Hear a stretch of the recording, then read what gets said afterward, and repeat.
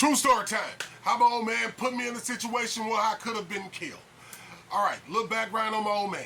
Him and my mom got a divorce when I was just a kid. I don't know, 10, 11 years old. I forget exactly how old I was.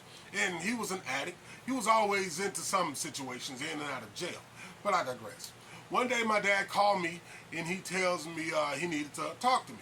He was about a mile away from my house. He was in some old seedy, rundown, raggedy, drug-infested motel, but he said he wanted to see me. So, I headed off that way. And so when I went around to his door, and there was a picket fence right outside of his door, and there was a little walkway with other rooms, lining the walkway. So I knock on the door, and he answers with one of his many women. He tells me to come in, and I forgot what he was talking to me about. I was just a kid back then. But he told me that him and his girlfriend needed to go somewhere and just to wait here for him. So I waited in a room, and he turned on porn. Again, I'm a teenager. So he was gone. I forget how long he was gone, until somebody outside of the door started tapping on the fence.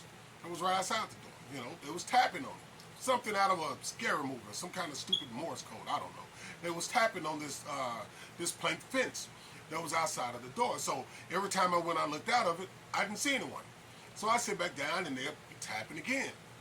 Keep checking out, keep bouncing in and out the bed, looking out the window, seeing who that was. But nobody was there. So I forget how long I was in the motel room. All of a sudden, my dad comes in, and he kicks the door in. Dang, kicks it off the hinges. And he tells me, son, leave. Leave now. His girlfriend, the woman he was with, wasn't with him at the time. So after I left the motel room, leaving out of the motel parking lot, 2 cars zoomed in right past me. So I didn't think anything about it, so I went on and walked home. So come to find out, he called me later on that night. Him and his girlfriend has been running away from these people. I don't know if they was drug dealers or whatever. They've been running away from them. The tapping on the gate was the people inside of the motel. They knew my dad was there. They knew what room my dad was in.